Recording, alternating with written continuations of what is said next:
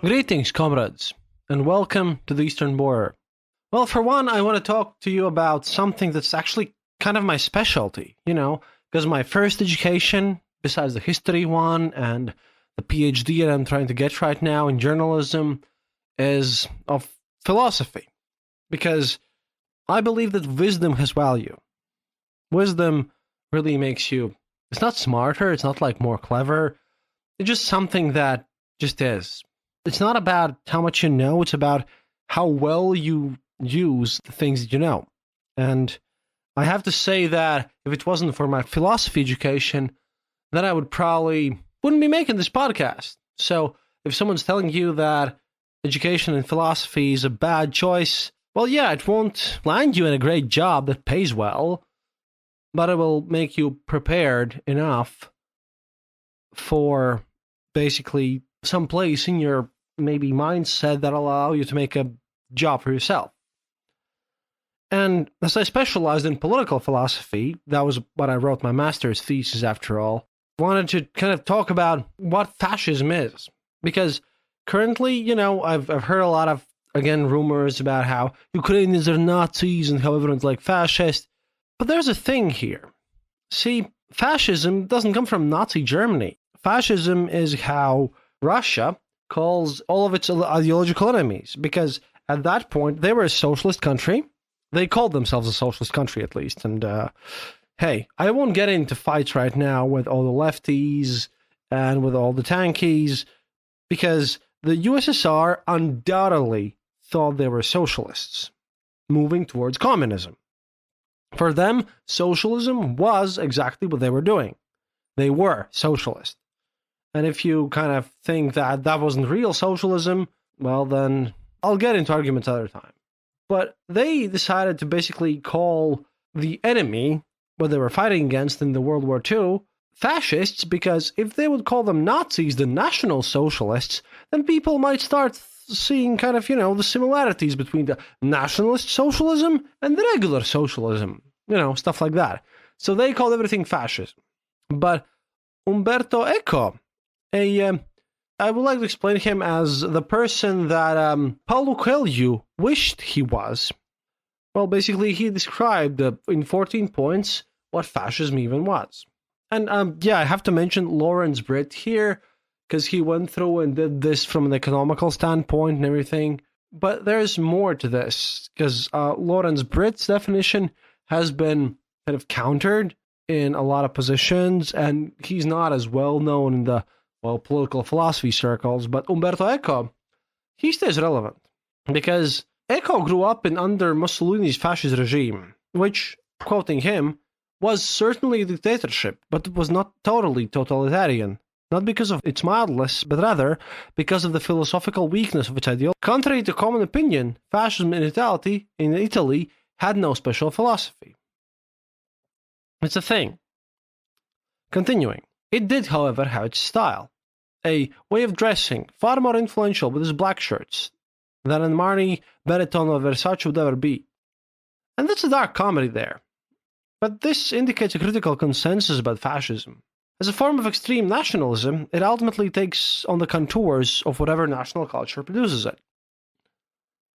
And so it happens with Russia today. It may seem to tax one word to make it account for so many different cultural manifestations of authoritarianism across Europe and even South America.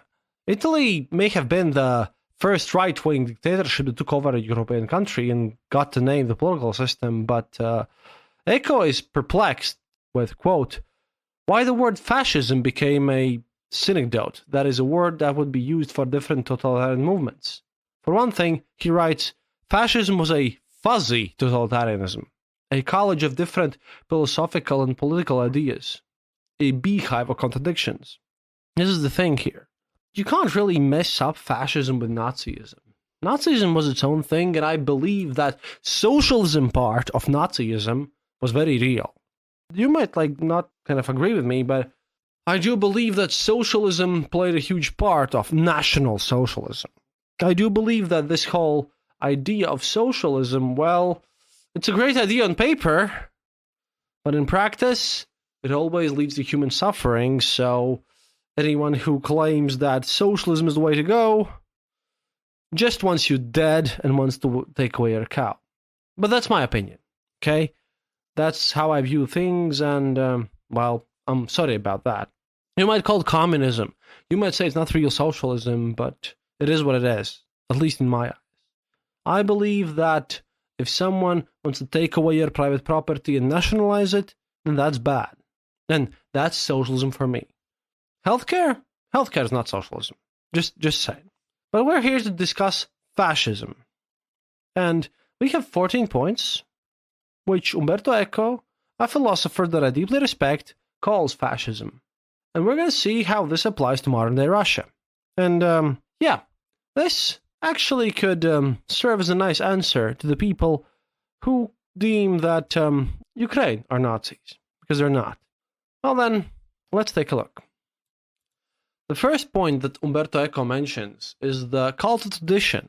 Quote, "One has only to look at the syllabus of every fascist movement to find the major traditional thinkers. The Nazi ghost was nourished by traditional syncretic occult elements. And the cult of tradition is easily seen in everything Russia does. They believe that their traditions are the best, that they are the only white nation for some reason, because, well, you know, they upkeep the idea that the whiteness is what determines the European nation. Although it's all based on economy, and, well, we are nation states here, while the United States, for example, is not a nation state, but you've heard my views in previous episodes. The thing is that they make a cult of traditions. While I like to celebrate my national celebrations, these people make sure that everything that they do is bound to tradition, and Russia certainly does. They make their own traditions. They, for some reason, claim the Soviet Union as their past, and even mix it with Tsarist Russia. Tradition is still extremely strong. That's the number one point. They have a cult of it, a religion, sort of, which makes it all the weirder. Because, you know, some points here will be those which I would have kind of pointed out in other episodes, but, well, you know, if you listen enough to this show, you'll understand what I mean here. Because this cult of tradition, the fact that, well, now, the Russian Empire, Russian traditions, the Russianness is the most important part. Yeah, it doesn't really matter to the people living there. See, another kind of sidetrack here. In normal democracies, the government is there for the people. In fascism, the people are there for the government. It's all in the name of some greater goal. But this greater goal does no benefit to the people at all. It's useless. The second point is the rejection of modernism. Quote, "The Enlightenment, the Age of Reason, is seen as the beginning of modern depravity. In this sense, Ur-fascism can be defined as irrationalism." Yes, this is exactly what Russia does. Russia denies anything good came out of, well, what we have now. It denies the public freedoms. It denies anything good brought up by Enlightenment and Age of Reason. It denies your public freedoms. You can see it in everywhere. How they censor their media. You can see it in how they basically focus all their attention on how traditions were the best, how you should obey the Tsar, i.e. Putin, and how you should never turn away from that part. But modernism, all these newfangled things, just private liberties, oh no. Those are the evil things. Then we have the cult of action for action's sake, point 3. Quote, "Action being beautiful in itself, it must be taken before or without any previous reflection. Thinking is a form of emasculation." Just, it seems kind of stupid, but this is the evaluation of doing something. No matter what happens, no matter the conceptual value of it. Russia today is a country where basically everyone acts for its own sake. You must do something that'll splash out, that'll show off. That's what Putin did. I mean, he invaded Ukraine for this very reason. This is stupid, of course, but you must, he started a war and he takes pride in it. That's the thing. He must do something just because doing something is a value in itself. Doesn't matter the economical connotations, doesn't matter like everything else he's done. He has to do it because action is his own thing. And that's all the weirder. Number 4. Disagreement is treason. Quote, the critical spirit makes distinctions and to distinguish is a sign of modernism. If in modern culture, the scientific community praises disagreement as a way to improve knowledge. You'll need to look no further to basically understand that, to disagree with whatever Putin's saying is treason. Even the list of people that are harmful to the nation, list of people who are disagreeing with whatever Putin has to say. All the independent journalists, everyone, they're made to basically step in line or step aside. He makes everyone agree with him. Absolute censorship. All the independent media were closed down at the beginning of this war. What more do you need to know? There is no independent thought in Russia. Not publicly. It's not allowed. You're not allowed to think differently, comrade. Happiness is mandatory. In the bad sense of the word. Fear of difference. Quote, the first appeal of a fascist or prematurely fascist movement is an appeal against the intruders. Thus, fascism is racist by definition. It's an absolute us versus them mentality. Russia hates Europe, hates America, hates Ukraine. It hates everyone that's not Russia. They hate people who think differently from them. They hate people who decide to not follow Putin. That's what it means. If you're different from them, that is, you don't want to worship Putin as a savior, then they hate you. It is what it is. I mean, if some people would like to basically criticize Putin a bit, then they'd go to prison for 15 years, no less. In modern-day Russia, the freedom of speech has been oppressed completely. But societies grow only because, we are allowed to disagree. I mean, if I would be growing up in a society that wouldn't be as free as, modern-day Latvia, then I wouldn't be able to make this show. I'd be sent to prison. And I've been to Russian prison for 10 days. This is the problem. Everyone who disagrees is a traitor, a criminal. If you disagree one iota with the Russian government, then you're done. And they've been showing this so many times. They poison Navalny, who is in disagreement with Putin. They use all sorts of tactics to do all this situation. Fear of difference. Yeah, this ties into the previous one. If you're not Russian, then you must disagree. And if you disagree, then you're not one of us. And this is where they have their basis. This is why they're sending Buryats and Tartars and everyone else to the front lines. This is why they're not basically sending their own Russian people, Muscovites, to the front line. It all ties in together. They think that the Russian people are the whitest and brightest of all peoples. It's not about patriotism. It's not about nationalism. Well, over here, nationalism has bad connotations. We speak of patriotism because we're Latvians here. We like our own country. We love it. Why? Because, there's so few of us that we really care about what's happening to, all of us. We're tied together. But I can't imagine that my country would ever invade someone. It's a thing that just would not happen. So weird. Meanwhile, in Russia, you've just seen this in open. Just listen to my previous episodes and you understand the fact that they are afraid that Ukrainians might be their own people. Perfectly fits in. Hello there, and thanks for listening to another episode of The Eastern Border. Dear Patreons, thank you more than ever for supporting our show. Your donations are crucial to keep us going, and right now all of your money is going to securing good information for you and to fund Christoph's actual real-life mission to Ukraine to report to you live about the war that is going on there.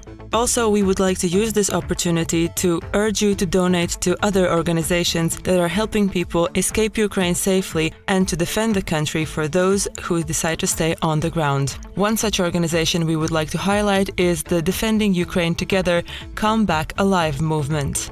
Launched in 2014, the Come Back Alive became the biggest organization providing support to the armed forces of Ukraine. You can donate directly from their webpage, comebackalive.in.ua. Remember that no donation is too small. In this situation, every dollar matters, every cent matters. If you're uncomfortable with giving money to war, they do have a position on their website that they are providing Ukrainian army with laptops, lights, photo equipment, cables, and is not purely military. Perhaps that might change your mind, but remember you can also donate to strictly humanitarian organizations such as the Red Cross and others that are helping people escape Ukraine safely. Please also keep following us on social media for all of your latest updates on Eastern Border on places like Twitter and Facebook. Keep listening, keep yourself informed. That's all from me now. See you online.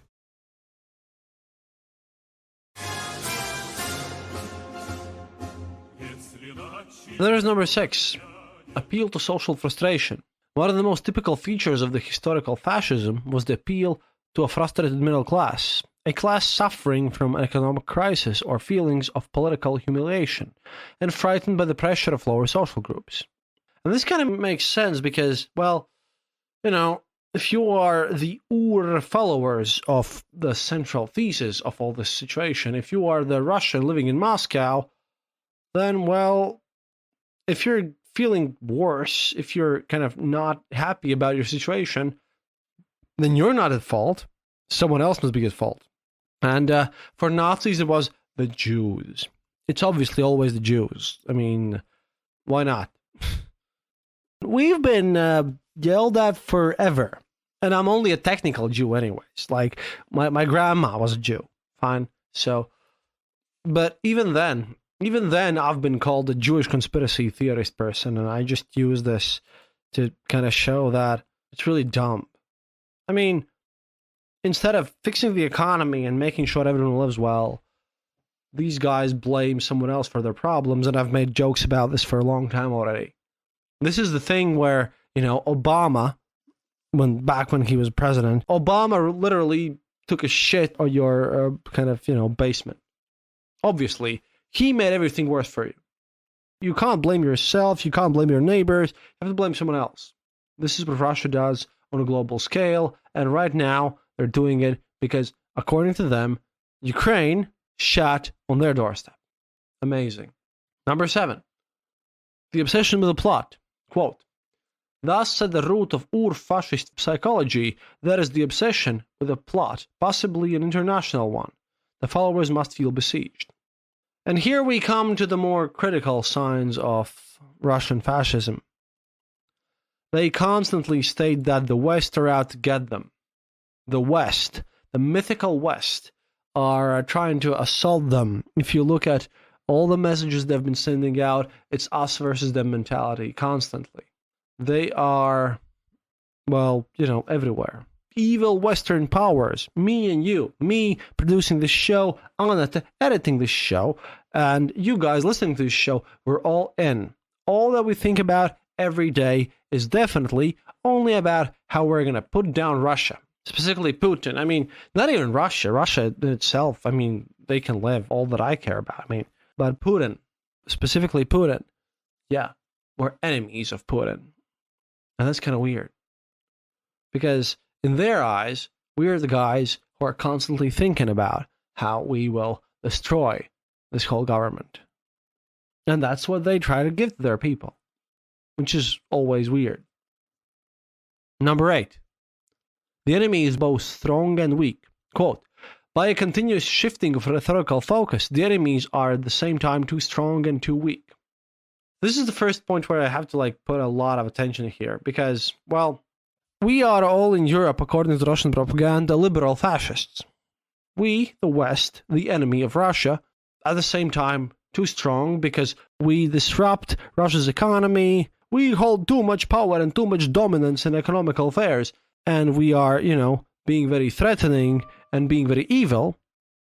However, at the same time, we're too weak to oppose the Russian spirit. This is how it works. We lack the willpower and focus to, deal any real damage to Russian things. Weird mindset because you have to find this outside enemy. You have to find this weird situation where you're no longer completely in control of your country because you have to give way to these kind of enemies and the conspiracies Like, we're strong enough to do a conspiracy, but, if we would be face on, then, of course, we would be way too weak to oppose Russia. We can only fight against Russia because we're sneaky. You see, this sneakiness is the big issue here. It's kind of like, the Jewish stereotypes of before. We're powerful when it comes to finance and dealings, but if a Russian man would punch us in the face, then we would break down easily because we are strong in our, secret dealings, but weak in everything else. The problem is that, this also implies that, for one, United States. Yeah, sure. This is what they aim at. United States is strong in their business dealings, but this is why, United States is a nuclear threat, but each individual United States soldier is a weakling and a pussy. And I'm sorry for swearing in this episode, but kind of to show the point here. That's the issue here. And they do it because they don't even mind this, and this happens even, this has happened before.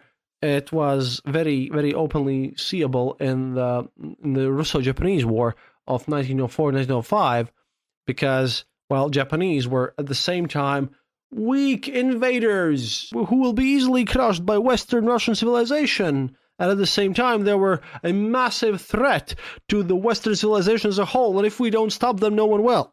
It's a paradoxical situation, but it helps explain a lot of what Ukraine is going through. So, Ukraine, currently, is a weak country going through reforms and being a slave to the West. At the same time, the West supports it and it's strong militarily. It doesn't need to make any sense. It doesn't need to make any sense. It is what it is, and, that's how they justify their own actions, after all. Number 9. Pacifism is trafficking with the enemy. Quote, "For fascism, there is no struggle for life, but rather, life is lived for struggle." This is the thing.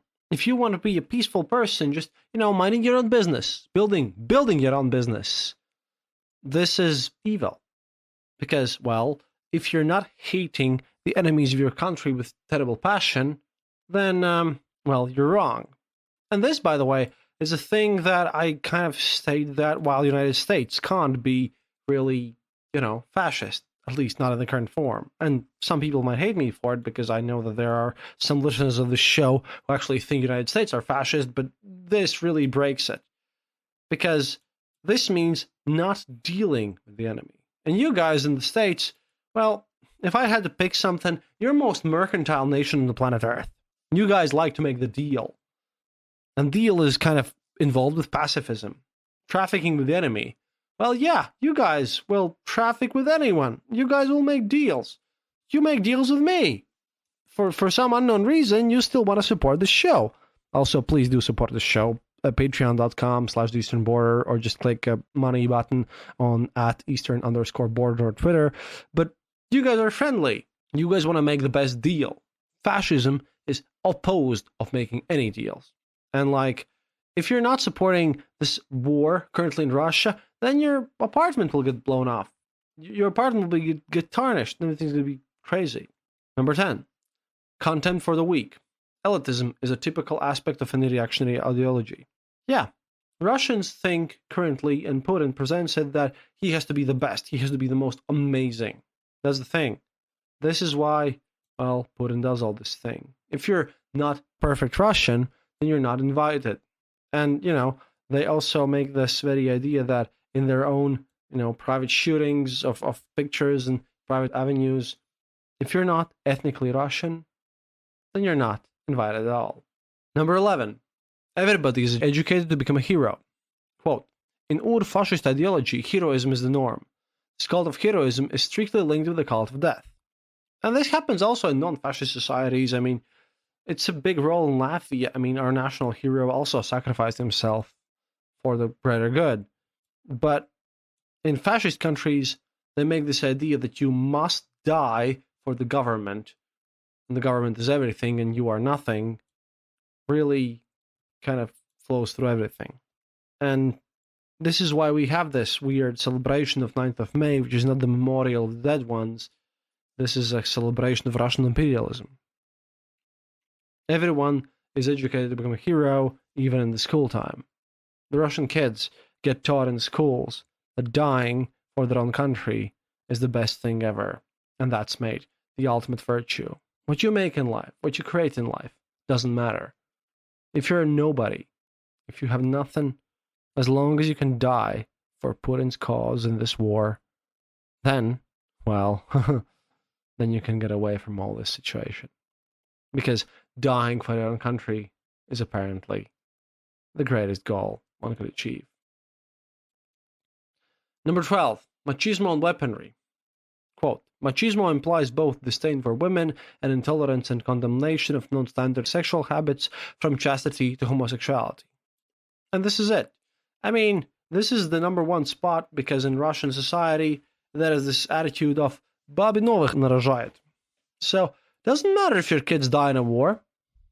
What matters is that your ladies will just, they'll just basically spawn some more kids that'll go into the war lines and front lines. This is what happens. And they hate gay people. If you look at Chechnya, a part of Russia, they have concentration camps for gay people. And there is no more homophobic country on planet Earth, maybe except North Korea, than Russia. I would like to live in a society where we just don't care about whatever you do in the bedroom. But these people claim it to be not according to our values. It's just crazy. And this is what it is. You have to be this super macho man who's ready to die for his own country. You have to be this guy. Selective analysis, thinking about what you're going to do. No. None of that is necessary. Number 13, selective populism. Quote, there is not a future at TV or internet populism in which the emotional response of a selected group of citizens can be presented and accepted as the voice of the people. And this is it. Again, Putin is doing exactly that. I mean, he presents voice of the people to the people. All the Russian TV consists of nothing but, praise for Putin and his government. At the same time, diverging opinions are being smashed down. So, well, of course, nobody wants to admit that they're wrong or something, but this is where Russia has the most faults. I mean, I've been following Igor Girkin and Solovyov for all this time. Populism is in the roots of everything. It's just crazy. But in the end, it was the 14th point that really struck me as the most touching of all the situation. Quote, fascism speaks newspeak. Quote, all the Nazi or fascist schoolbooks make use of an impoverished vocabulary and elementary syntax in order to limit the instruments for complex and critical reasoning. And this is what they do. They make everything super simple. They apply simple solutions for complex problems. This is the fascism. If you see a newspeak, then you know that this is probably it. This is fascism. This is what they do. Everything is newspeak. Everything is just made to sound like, this whole new reality has become a thing. Which is just a bit crazy. But, well, if it sounds like it's too weird to be true, then it probably is. Newspeak situation, I'm pretty sure none of the European listeners that listen to my show who've been informed about Russian propaganda will disparage this fact, but there's a ton of newspeak. Putin uses a lot of elements from old fascist propaganda, and they change the words and the meanings of them. They don't say an explosion, they say a blast. For example, when I told you about the explosions in Belgrade, the Russian media presented this as basically chlapoks or blasts. They don't say explosion, they say blast. They don't say, person who's acted wrong, they say person with a lowered social responsibility. They don't say war, they say special military operation. This newspeak influences the way how you think. And it matters a lot. These are kind of vague things, really. So, I'll give you a short list of, Jordan Brett's as well.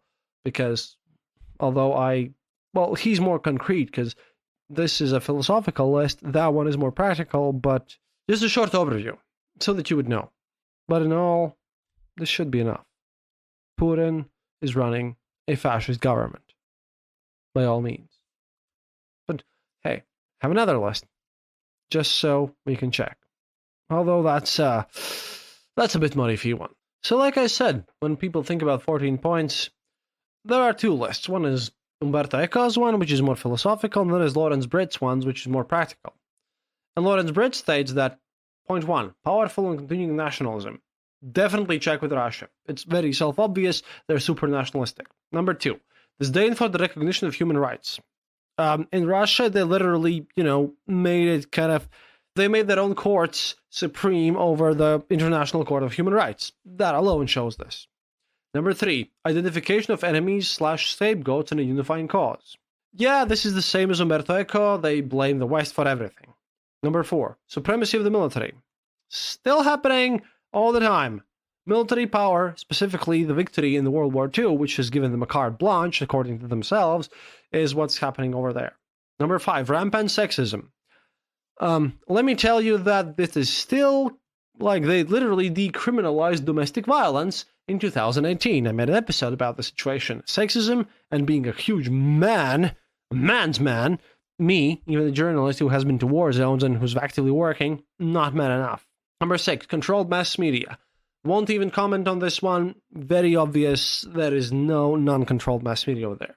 Number seven, obsession with national security. Yep, always happening. NATO expansion. And Westerners who are somehow obsessed with Putin saving face all fall into this situation because everyone who says that Putin needs to be, face saved is a dumb fuck, and I hate them personally. Number eight, religion and government are intertwined.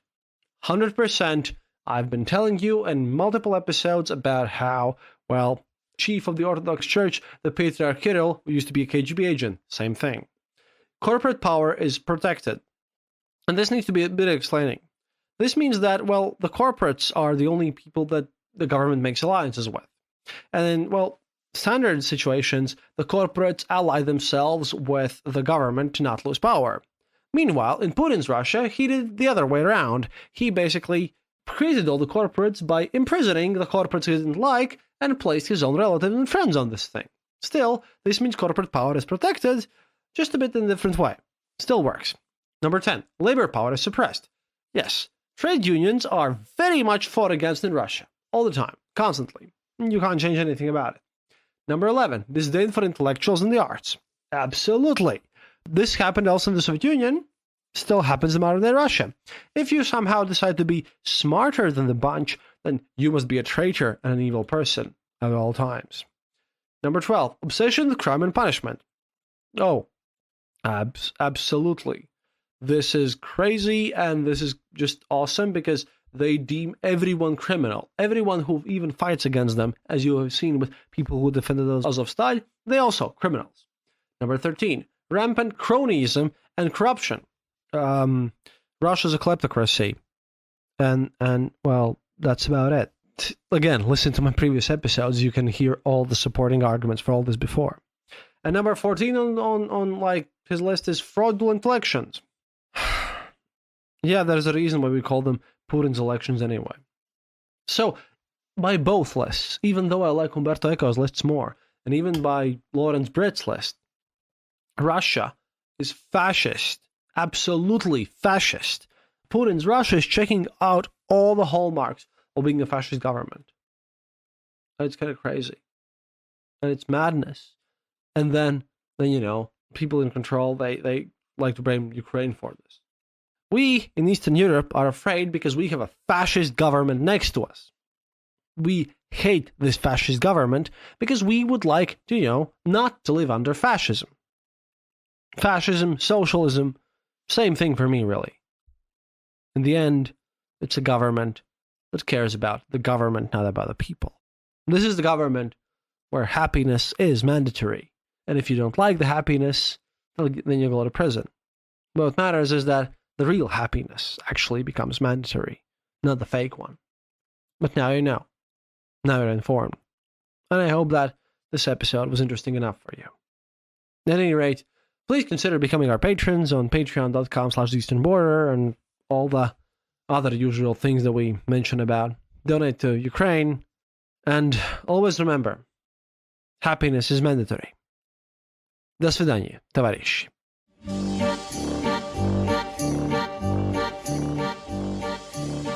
Thank you for listening to the Eastern Border Show. If you have any questions or comments, go to our website, theeasternborder.lv, and leave a comment there. Or email us at theeasternborder@gmail.com. We'll be sure to answer. You can also follow us on social media and contact us there.